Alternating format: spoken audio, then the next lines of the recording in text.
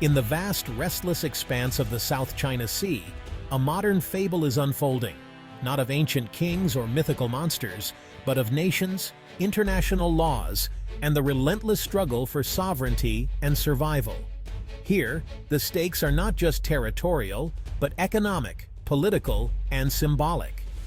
On one side stands China, a global superpower boasting the world's largest navy, immense economic clout, and a rapidly growing influence that stretches far beyond its borders. Its ambitions in these waters are backed by formidable military might and a vision of regional dominance. On the other side is the Philippines, a sprawling archipelago with a fraction of China's resources and military strength, but a people fiercely protective of their sovereignty and maritime rights. Their dispute over these resource-rich waters has become a classic David versus Goliath scenario, echoing through headlines and diplomatic corridors worldwide.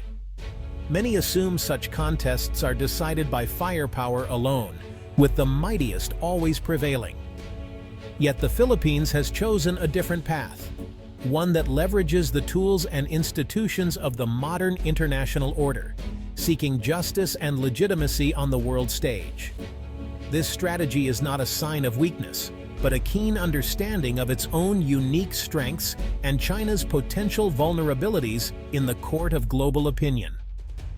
The Philippines replaces bombs with legal briefs, turning to international law as its shield and sword, swaps gunboat diplomacy for public diplomacy, using the power of information and global media to shape perceptions, and trades isolation for powerful alliances, forging partnerships with regional neighbors and global powers alike.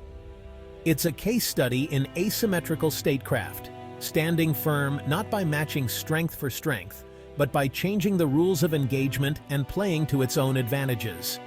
This is the story of how Manila is attempting to outsmart Beijing, proving that the sharpest weapon isn't always made of steel, but sometimes of strategy, law, and determination. How do small countries defend their rights and interests against powerful neighbors who seem unstoppable? Can international law truly restrain a superpower, or is it just a paper shield? What role do alliances, global opinion, and collective action play in shaping the outcome of such high-stakes disputes?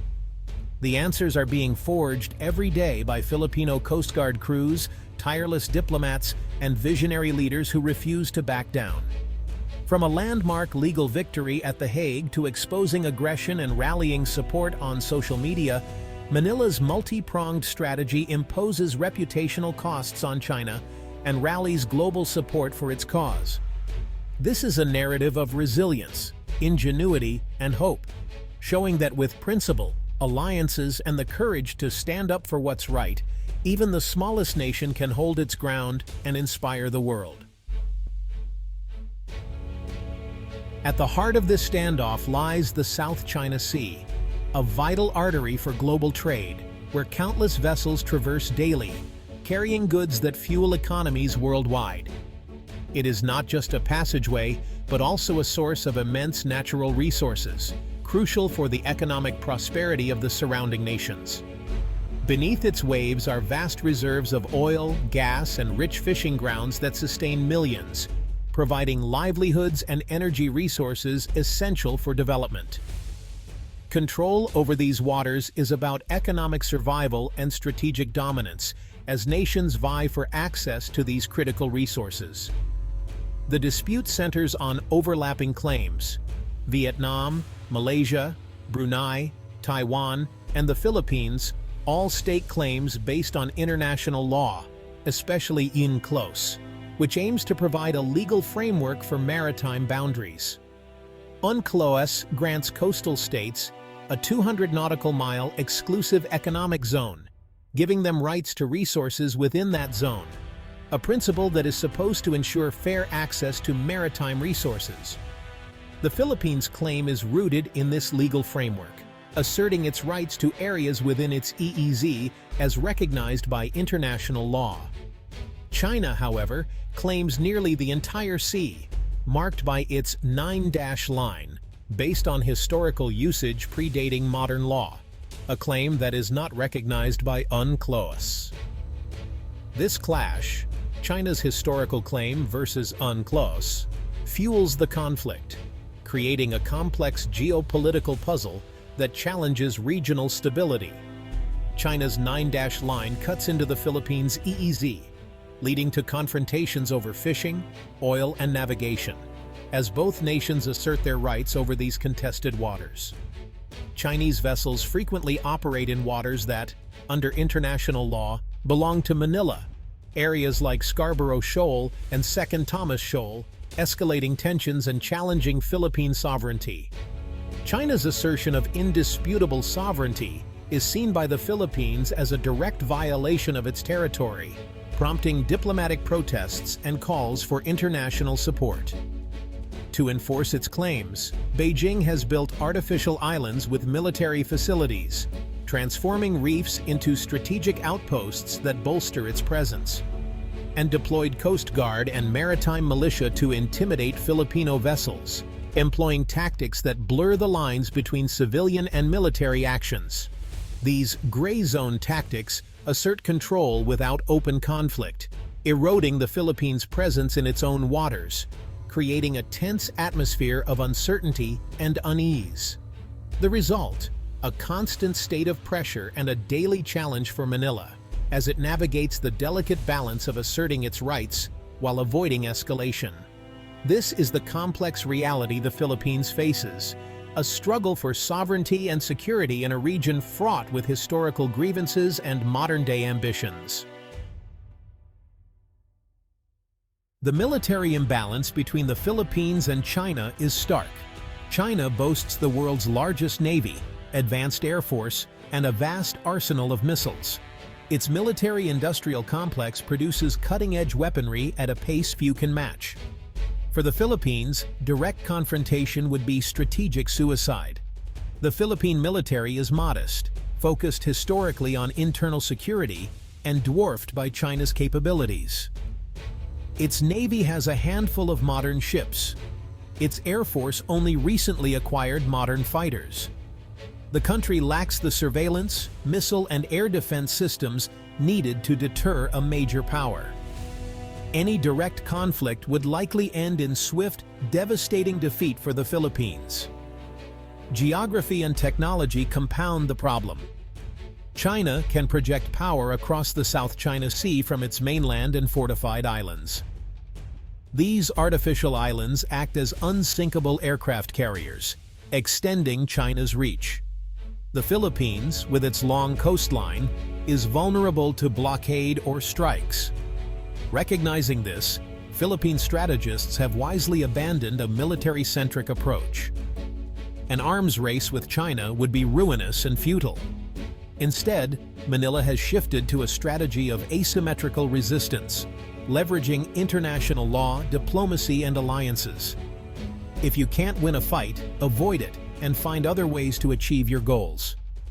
This pragmatic approach is born from a clear-eyed assessment of limitations and threats. The Philippines is choosing brains over brawn. Unable to confront China alone, the Philippines has turned to its friends and partners, finding strength in numbers.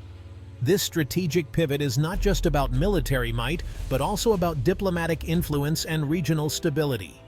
The cornerstone of this strategy is its alliance with the United States, anchored in the 1951 Mutual Defense Treaty.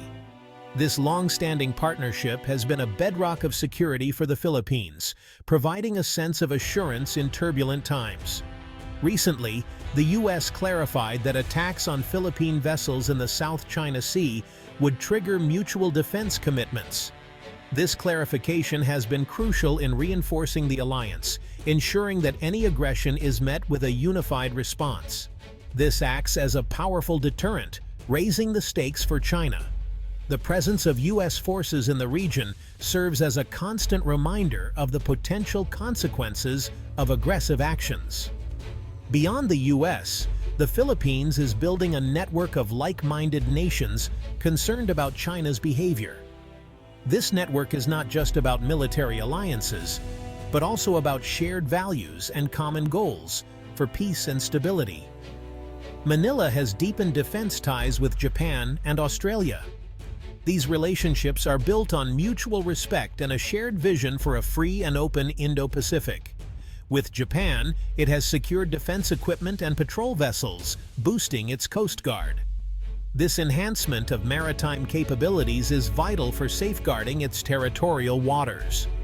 With Australia, it conducts joint exercises and has a visiting forces agreement for closer cooperation. These exercises are not just about military readiness, but also about fostering camaraderie and understanding between the forces. These partnerships provide training, equipment, and diplomatic support, creating a united front of middle powers. This unity is crucial in presenting a formidable challenge to any potential aggressor. The web of alliances extends to European nations like the UK, France, and Germany, and to ASEAN neighbors. This broad coalition underscores the global interest in maintaining peace and stability in the region.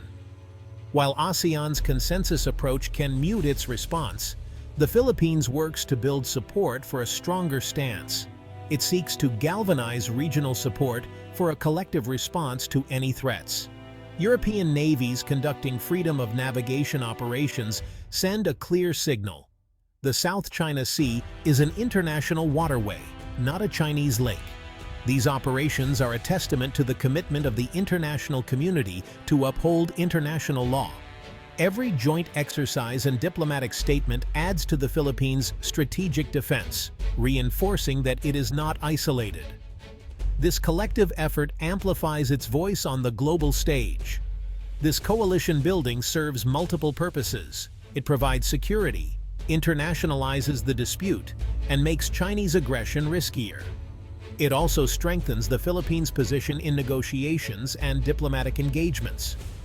When powerful nations are invested in regional stability, it's harder for China to act with impunity. The presence of these nations acts as a stabilizing force, deterring unilateral actions. The Philippines may be militarily weaker, but it never stands alone. Its alliances and partnerships ensure that it is part of a larger community committed to peace and security.